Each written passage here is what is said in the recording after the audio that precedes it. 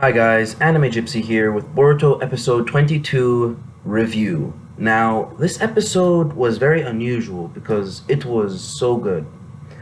The music was on point, the voice acting was on point, and it felt like movie material because it was just so precise and so well made. It seemed like the animation quality was just as fluid as water, just plain as day, with the exception of that one scene with Sasuke's Susanoo finally being revealed at the end. Okay, now we're gonna go through what happened in terms of story progression, and in this particular episode, there are 6 points in story progression. The first one being the Shin dissection scene, where Shin dissects his clone in front of Sarada, and Shonen is known for being a very and Toei are known for being very well. Not Toei. I'm not sure which animation studio Boruto is with. Uh, I don't. I think it's Toei.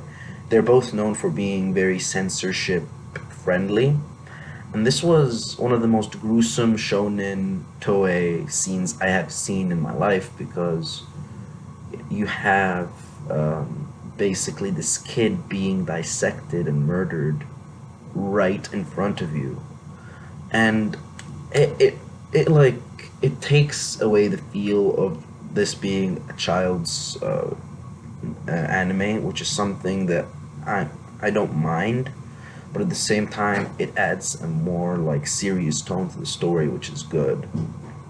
Now, in this scene, we don't get any.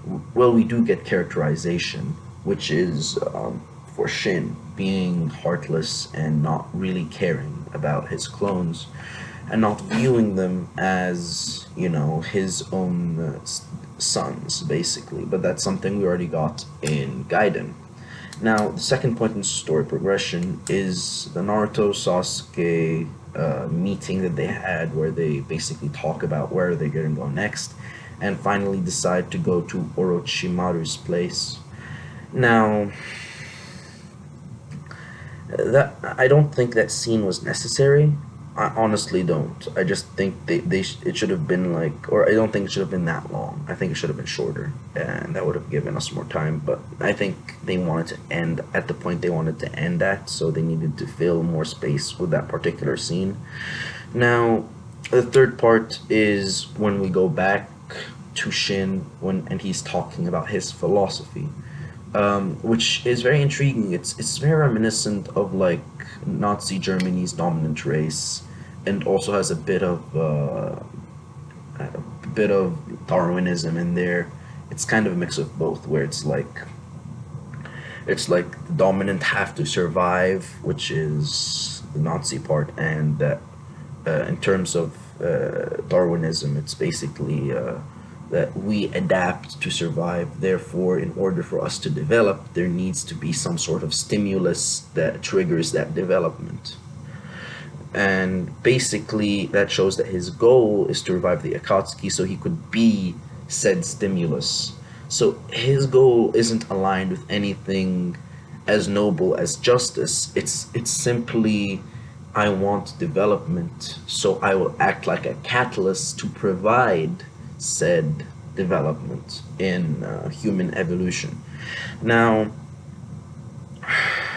the fourth part I call meeting the snake, and that's when Sarada and Chocho get to finally meet Orochimaru.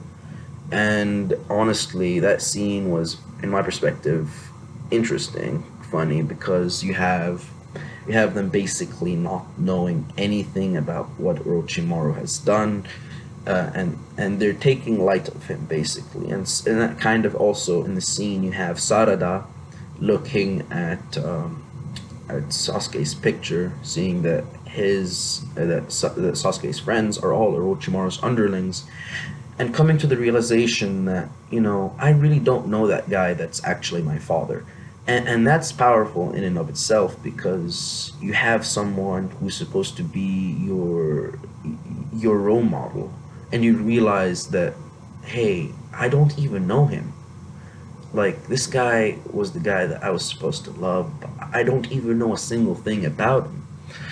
Now, after that, the real the real tension happens in the fifth part of the story progression, which is the Suigetsu um, genetics test and the Naruto love speech. The music during that scene was just so on point. When the results came and you see like that green confirmation sign and Sarada's face and the reflection in the glasses, oh my god, that scene was animated perfectly. The music was on point, it was fabulous, and it was just amazing. There's no other way to put it.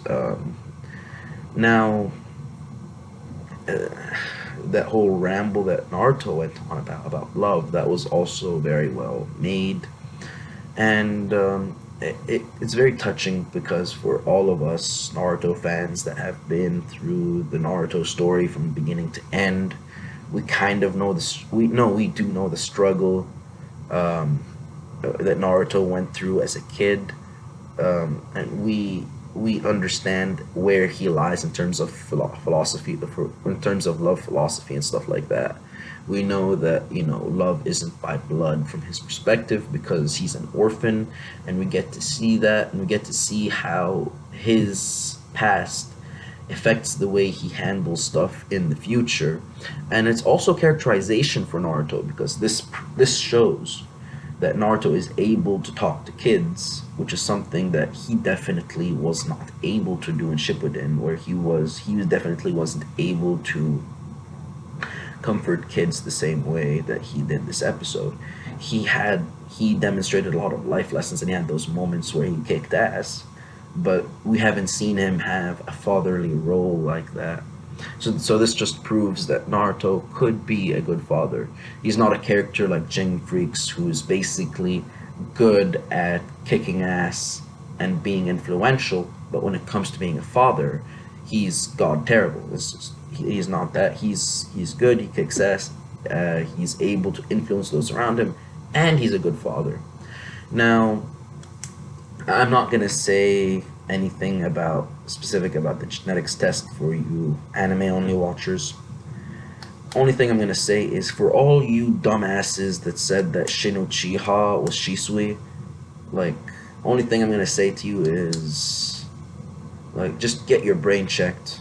Seriously, no, seriously, dude. There was absolutely no way that was gonna happen if you think of it properly. There was no. It's just no. There was no correlation at all. And even if Shin was still alive, how would he obtain all the Sharingan? He was in a river. He's dead in a ditch. That's the truth of it. Um, yeah. So overall, the last part is the gathering, where you have Naruto and Sasuke and Sarada and Chocho and Suigetsu and all those guys basically gathering together to go to rescue Sasuke. And that was a good scene overall. And yeah, overall this chapter is a good 5 out of 5. Um, it hit all the emotional points. And it was amazing. And until next time, I'd like to apologize. I haven't made videos recently. I just moved in to Salem, Virginia. I'm a Roanoke student, and I've been getting over my jet lag, which is why I haven't done a One Piece episode review. And I'm gonna make a East Blue episode review also, an episode of East Blue review. And until next time, this is Anime Gypsy, and I'm out.